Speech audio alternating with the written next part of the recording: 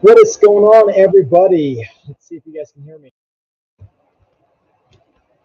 Hey, can you hear me? Test, test, test. Let's see here.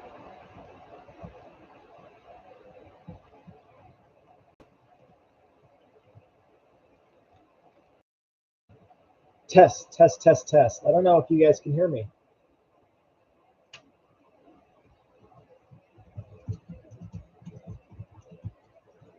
Awesome. Nux for Cup. Thanks for joining, man. Appreciate it.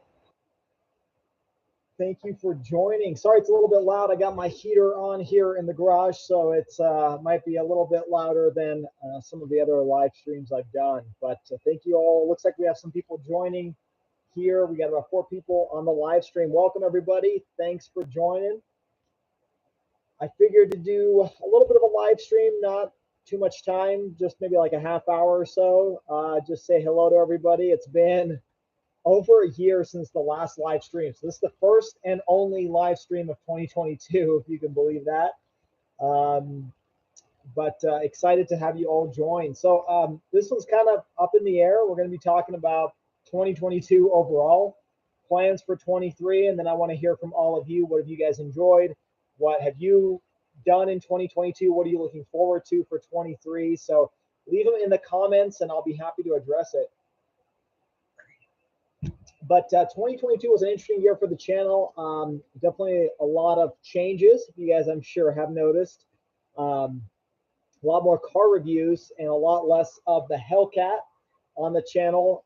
And that was by design, just because there's only really so much you can do with existing vehicles. You kind of have to consistently swap them. And that becomes an expensive hobby, as I'm sure a lot of you know who switch cars pretty often.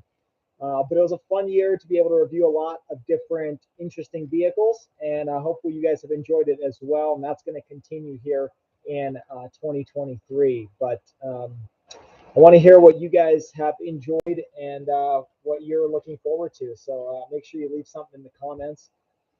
For 23, the plan is to continue that trajectory and also do a couple modifications here on the Hellcat. Nothing crazy, really. The only modification that I haven't, well, I've got 2. One I'll keep a secret, but the other one is really just upgrading the tire setup.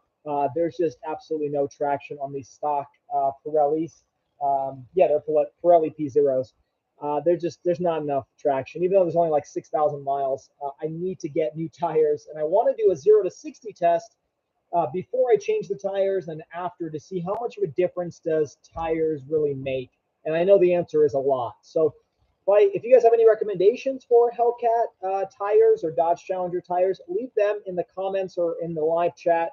I'm curious to get your feedback, because that's going to be probably something that's going to happen here in 23, because I'm tired of spinning my wheels on this thing. 2023 special edition Mopars. Yeah, I don't know how I feel about that. I made a video about this, I don't know, a couple months ago or a month ago. I just think it is a way for Dodge to make more money off of existing inventory. I mean, this car is already like 15 years old if you really look at the bare bones. And I think, it's great to have these last call editions, but with them just slapping stickers on a lot of them and charging huge markups. I mean, not necessarily Dodge, but the dealerships charging huge markups. I think it's unfortunate for buyers like you and I who are wanting to get these last call editions, but simply can't afford them, when 2-3 years ago that same exact car, even if you added that same vinyl, would be $5 to $10, maybe $15,000 less. So the only one I'm kind of still interested in, I haven't heard much about, is this special Dodge Demon Killer that was supposed to come out back in SEMA's auto show, and then the engines were exploding. That's what I made the video off. I'm curious to hear what's going on with that one. Are they actually going to release it? Because I haven't seen anything in the press about it. So if you guys are aware, make sure you leave a comment, because that would be interesting to see. Something that can really beat the Demon, even though that kind of screws over the people who bought a Demon. But I want to see what that is, because if that is truly the last internal combustion Dodge, I think it should be so epic and amazing, and I want to see it. So hopefully it's not just a gimmick, and it's not just like a Hellcat with some stickers on it, but we'll see. Shinto Dragon. So for those of you that don't know, thanks for joining, my man. He has a wide body Dodge Charger Scat Pack.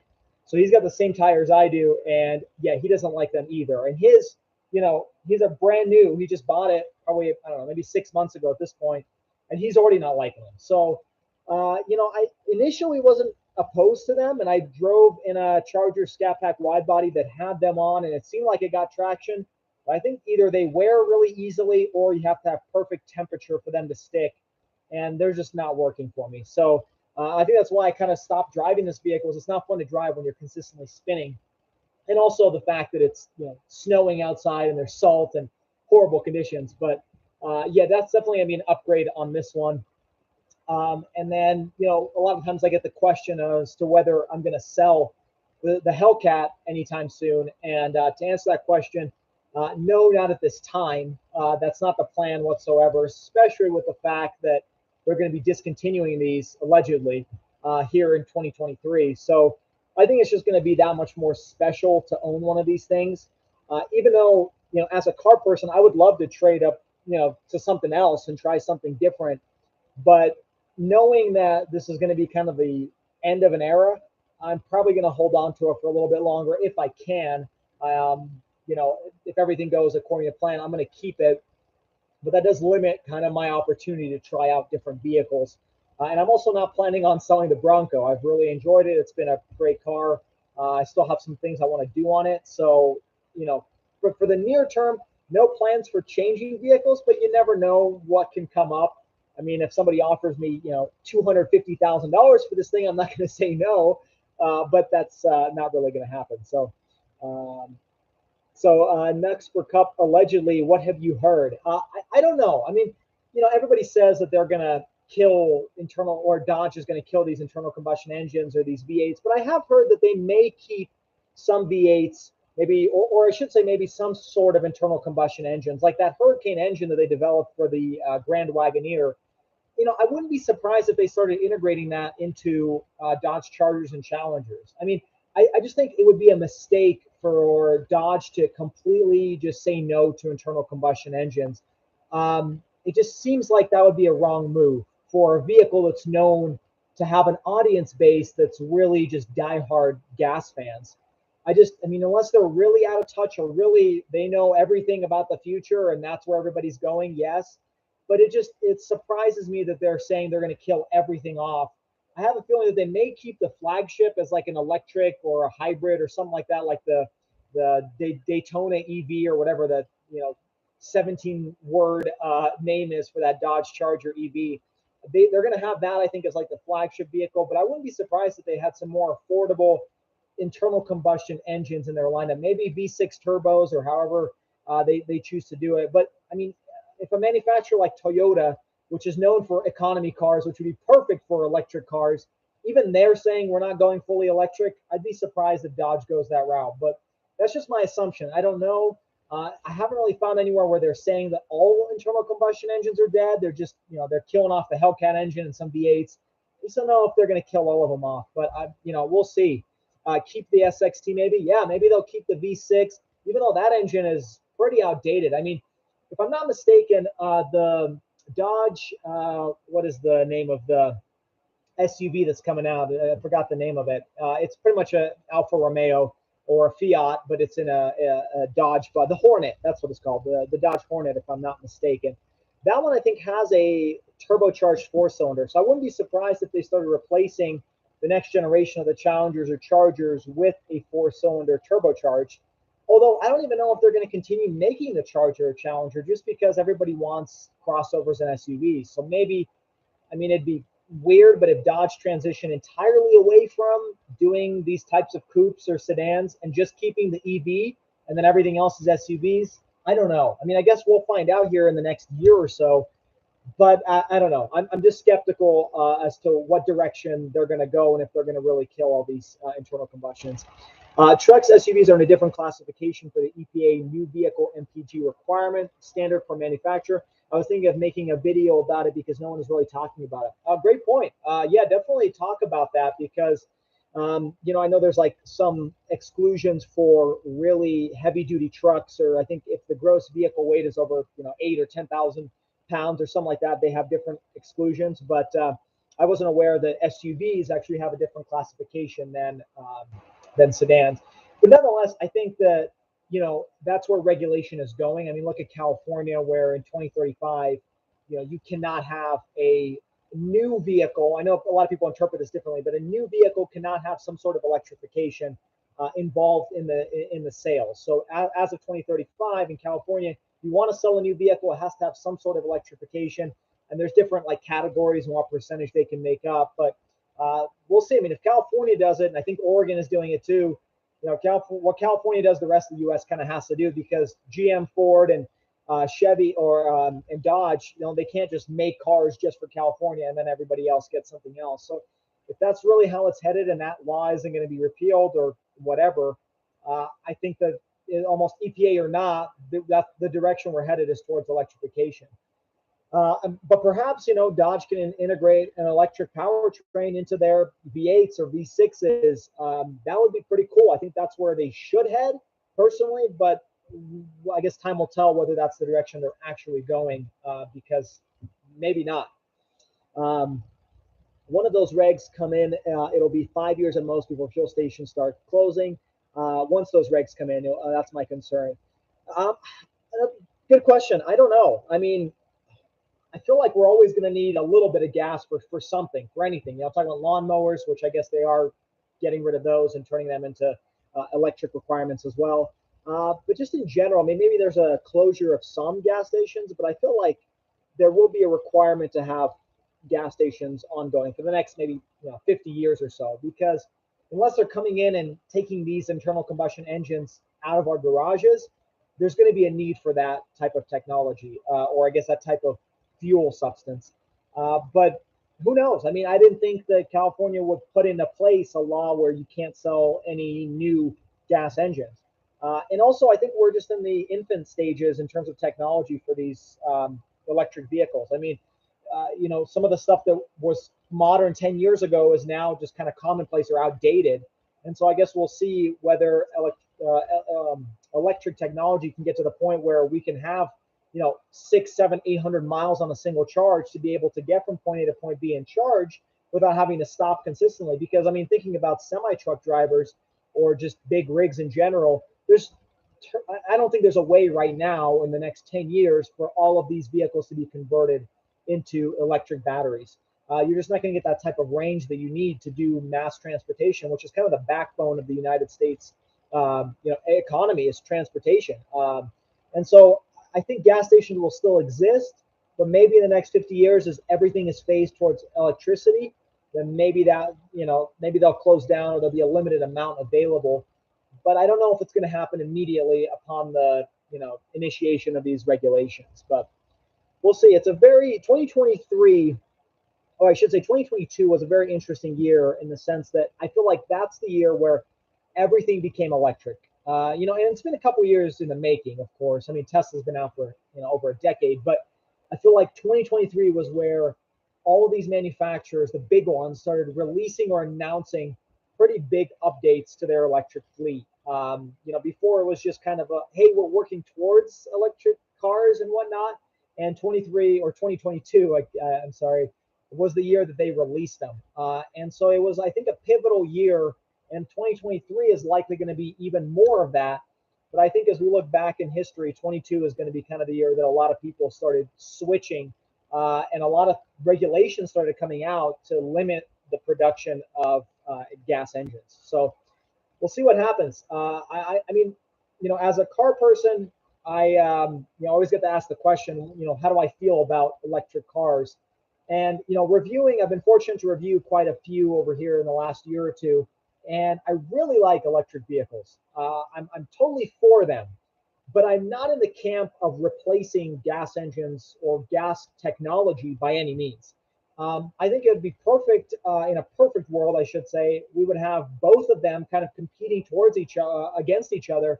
And that way we as consumers would be the winners, because maybe we'd have a hybrid technology that, has supercar performance, but at the same time, Prius types of fuel economy. So I wish there wasn't some sort of force above us telling us exactly what direction we need to go. and letting kind of the free market decide, what's better, gas or electric or both, or maybe none of the above. But unfortunately, that's not the direction it's going. And I think that's a big flaw. I think allowing both to develop would be kind of the ideal solution. And personally, I would love to own an electric vehicle as just like a daily driver, driving to and from work, going to get errands. It's almost free at that point because I'd only be driving 50 miles. I could charge at work and whatnot. But I would never really sell this for an electric vehicle because I'm never going to be able to buy one again. So it's a tough place we're living in, and I think with this new tax credits that are coming into play in beginning of the year, that may change the direction of things, as we see them today, because a lot of these foreign, South Korean automakers, including Toyota as well in Japan, we're not really going to get the same types of tax credit for those vehicles as the legislation stands right now. And so who knows the popularity of those vehicles compared to the US ones. I don't know if the US can produce enough electric vehicles for how much how much demand there might be in the next year or two. So it's a very pivotal time here in 2022 and 23. But what are your guys' thoughts? Are you for electric cars, against them, and why? And what are your, predictions for 23? What do you think is going to change in 23, and whether we'll still have some gas engines to have fun with?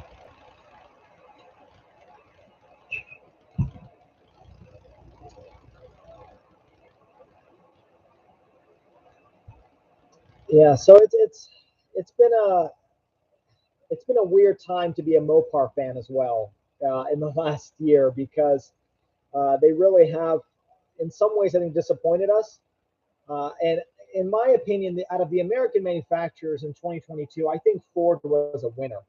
I mean, Ford came out with, and I talked about this in a video, but in the last year, they've probably released, I don't know, 10 or so new, incredible, cool models. Everything from affordable pickup trucks to ultra expensive, super powerful pickup trucks, and everything in between. And they really have a product for everybody out there. And looking back and forward 5 years ago, I couldn't say the same. It seemed like everything was kind of outdated. They were lagging, and it seemed like Dodge, in terms of, I guess, marketing or from a consumer standpoint, it seemed like Dodge was the winner. And I think in 2022, they've kind of shown their age, and I don't think they're really developing as much as they should. And I think part of that reason is because Dodge just doesn't have as much cash, and they're owned by Stellantis, which is Fiat, and Peugeot, I think, if I'm not mistaken. And so they just have, I think, a lot more bureaucracy, and it's going to take a lot more time for them to create something for the U.S. market than someone like Ford, that's headquartered here and can actually make the changes. But I think Ford has been the one that's really impressed me over the year. It's just like, it seems like every month they come out with something brand new. Now the question as to whether they can deliver those products, that's kind of a whole different conundrum. But I think Ford has been a winner, and honestly, I can see why people may be switching from Dodges and, I mean, Camaros. I don't even think they're sold anymore, to the new Ford Mustang, because it is kind of continuing the heritage that has kept these brands alive for the last 60 years. I am actually really interested to see the new Ford Mustang. Is it Dark Horse or whatever it's called? That one's supposed to have more horsepower than a Challenger Scat Pack as of today. And that was always kind of the thing. The 5.0 GT never really had as much horsepower, even though it was lighter than the Scat Pack. But now it's going to be beating the Scat Pack, and it's like, well, what does Dodge have to really compete with? Now Ford has a lighter vehicle, a more updated vehicle, and a more powerful one.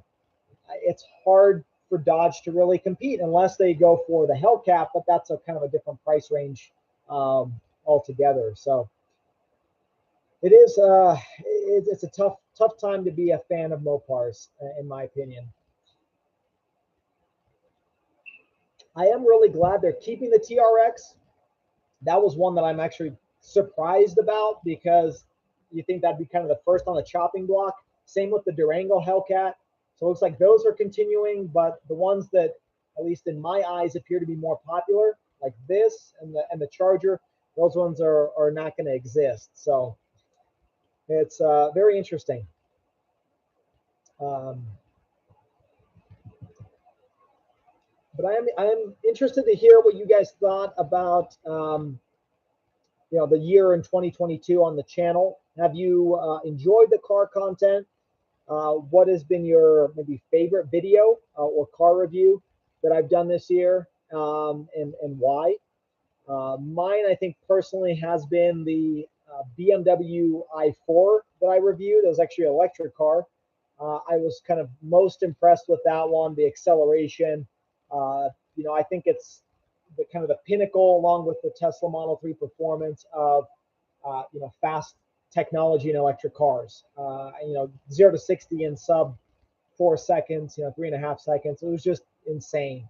And even though I reviewed a C8 Corvette, from multiple people that drove in both cars, they thought the BMW i8 was actually quicker, even though 0 to 60 is better on the C8. It's just that, the electric torque, when you're instant torque, when you're, mashing on the pedal, just pulls you back. And that car was really impressive.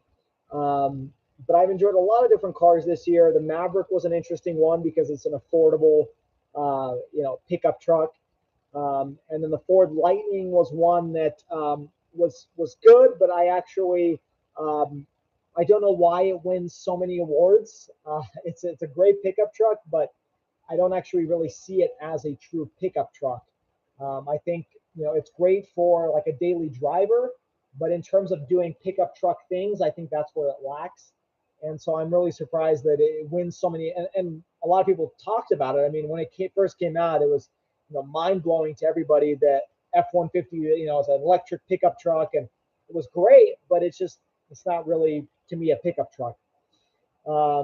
Let's see, which was the car you look forward to reviewing the most and lived up to the hype in 2022?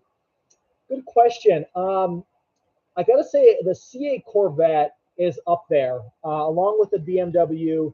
Um, and yeah, I think the C8, I was really impressed with that car. And that was a vehicle that I have, wanted to get my hands on back in 2019 when it was first announced. I was very excited for the vehicle. I always wanted to drive it, always wanted to own it, and never really kind of got the chance to do so. And so when I got the chance to review one, it definitely lives up to the hype. And I know some people out there don't like the C8 Corvette, more traditionalists like the previous generations, and I think the previous generation actually might be a little bit quicker on the track from the info I've seen, but nonetheless, I mean, it's such a cool looking car. I think it's the best way to feel like you're driving a Lambo or a McLaren, but for a quarter of the cost. And I know everybody says that, but you really do feel like you're driving something special when you're sitting inside of it. I mean, the way it's getting in and out of the car is kind of hard in a way, like especially compared to a Challenger or any other coupe. It's a small, compact, just kind of supercar feel to it, and that one did not disappoint. I mean, I didn't want to kind of give it away. I was really excited to keep driving it. And it was a totally different experience than driving the Hellcat. I've never driven a Mazda Miata or even honestly even like a GT Mustang. I've only driven Challengers and I've driven EcoBoost Mustangs. But I imagine some of those more nimble vehicles drive similar to the C8 Corvette, even though they don't kind of command that same type of presence. But it just handled much better than the Hellcat does. And the Hellcat actually doesn't handle that bad. A lot of people give it crap, but it doesn't handle too bad. But you just felt like it feels like a glove, where it just fits you really well. That's how it felt driving the C8, and it was just a cool experience. And so that one was definitely one that lived up to the hype, or maybe even exceeded it. Even though there were a couple things that I was surprised about, which I talked about in my things that I hate about the car. The BMW i4 was something that surprised me as well. I didn't think that there could be an electric vehicle that was that fun to drive, because I think TFL actually brought up a really good point. A lot of electric cars feel like they drive exactly the same. You got the instant torque, you got regen braking, no sound. They're all kind of the same experience. And the i4 was different because just the way it handled was different. You also had those dynamic sounds where it pumped like a Hans Zimmer sound system into the vehicle. And even though it sounds gimmicky, it was actually really impressive and done very well. It made you feel like you were driving kind of a performance vehicle. And I haven't felt that in any other vehicle before. So that was a cool experience. I'm trying to think what other vehicles. There was one that I didn't think I was going to look forward to driving, but actually really impressed me, and that was a minivan. It was actually the Kia Carnival MPV. I didn't know what to expect on that vehicle, but driving it and living with it for a week, honestly, I can see why people want that type of minivan. Now, I would personally never want to buy a Honda Odyssey or a Toyota Sienna or anything like that. Like, I'm not a minivan guy by any means, but the Carnival really impressed me. It had really cool tech. It drove pretty well. It was very luxurious. It didn't really look like a minivan. And so that was one that I had really no expectations to kind of impress me. And it really did impress me. So really good job on Kia's end to do that. But yeah, so that was the car that or the couple cars that really impressed me. In 2023, I hope to review some more new vehicles. I'd be interested to get my hands on the Silverado EV. That one should be coming out here in the next year or so. It'd be interesting to get my hands on that and see how that thing compares to the F-150 Lightning. In terms of pickup trucks, this past year, I really enjoyed reviewing the Rivian R1T. That was one that I thought I would find more issues with. And, for my personal opinion, I think I was more impressed with the R1T than I was with the F-150 Lightning. The R1T was probably one of my favorite electric vehicles that I've ever driven.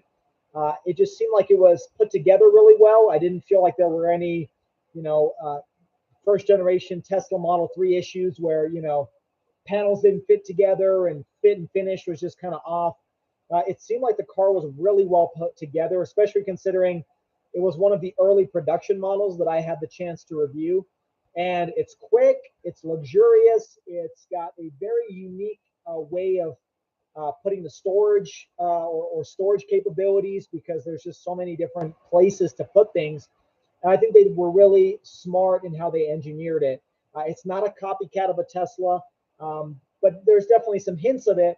But it also has its own unique style to it that I haven't seen in some other electric vehicles. That some of the other competitors, all they do is pretty much turn it into a Tesla. And this kind of took its own approach. And I really like it, and I'm impressed with their cars. I'm curious to see what the R1S would drive like, but I think the R1T would be the one I go for just because of that added practicality.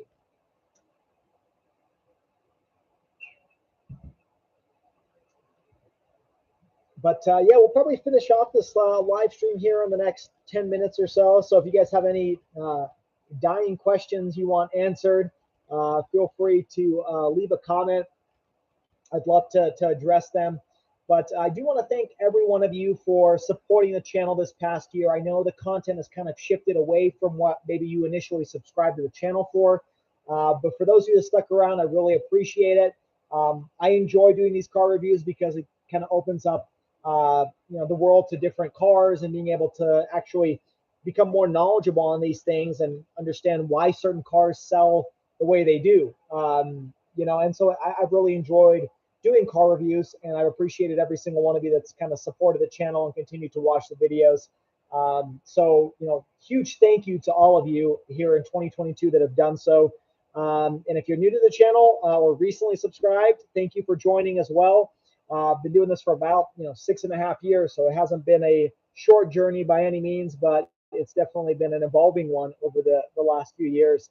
And we'll see where 2023 takes us, but I'm really excited for additional content. Doing some maybe different things here and there, but also just doubling down on doing a bunch more car reviews. There's still a couple in the pipeline that are going to be happening here. I do have a comparison video of the C8 Corvette with the Hellcat that's going to be coming out here probably in the next month or so. And there's a couple other videos that are going to be coming out here in January, so stay tuned for those. Yeah, with that, I'm probably going to wrap up here. If you guys have any other questions, feel free to let me know. But hopefully you guys have a wonderful, happy new year as well. and finish off the year strong. Let's see, what kind of car do you want for your next one? And would you ever go back to a Mercedes? Imagine, great question. Thank you for asking.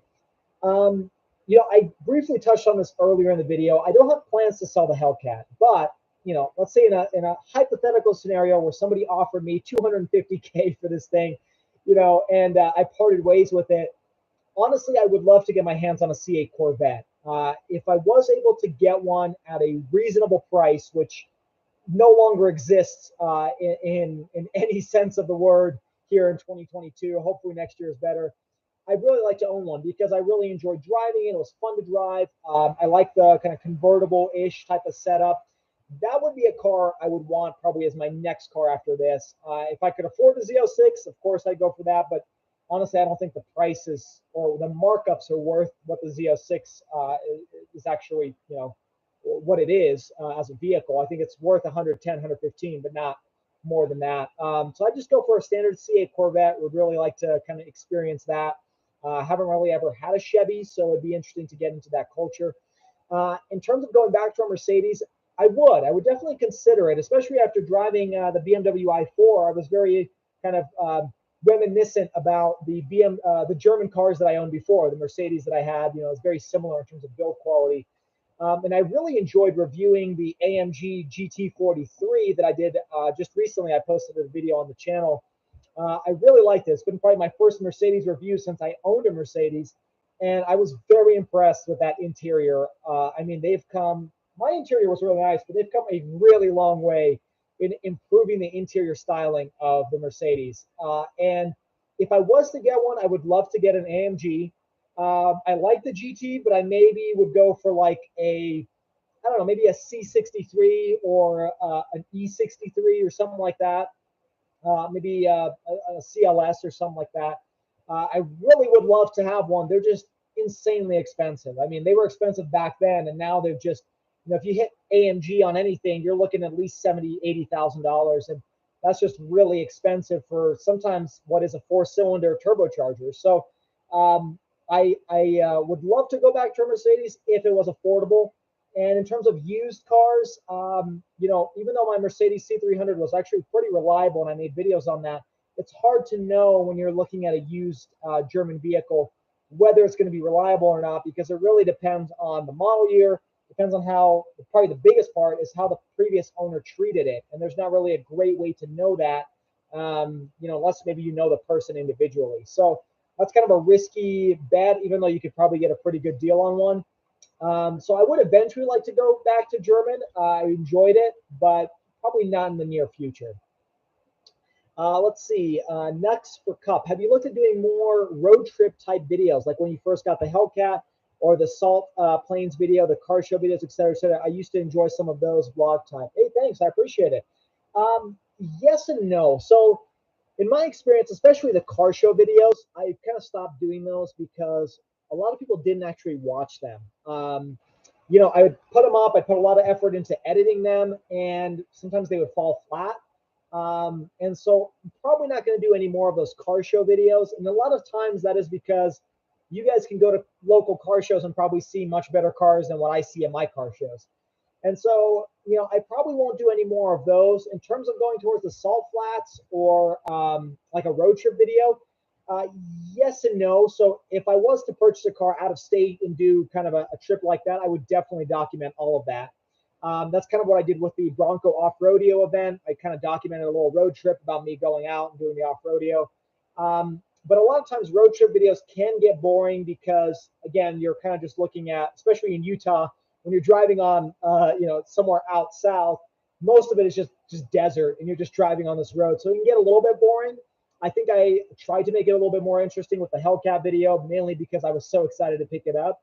So there may be a couple sprinkled here or there, but maybe not focusing as much on those types of videos just because they don't tend to be as interesting for a lot of people. But I'm glad you found them entertaining, because that means, somebody's out there interested in watching them.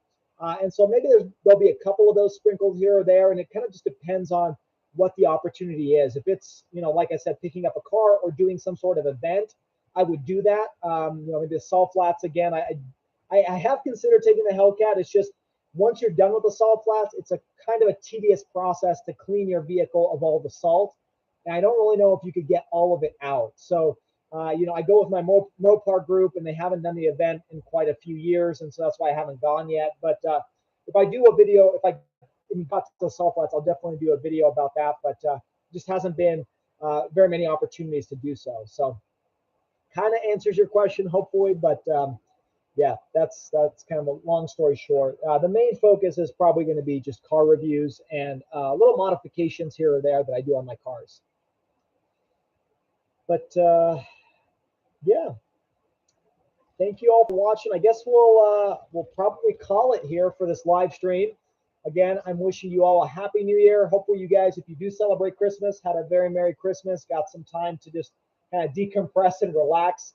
I know I did. That's why kind of the video consistency has been a little bit less here in the end of December, just taking a little bit of time off and relaxing a little bit. So hopefully you guys were able to do the same. And again, huge thank you to all of you who have watched the channel. Always curious to hear your guys' feedback. So, you know, leave comments in the videos or the community posts. I'd love to interact with you. And if you guys like these live streams, I'd love to do more of them as well if I can connect with more of you over the internet. So with that, I'll leave you guys. Happy New Year, and thank you all for joining. Until next time, stay schwazy, stay healthy, and have a wonderful day.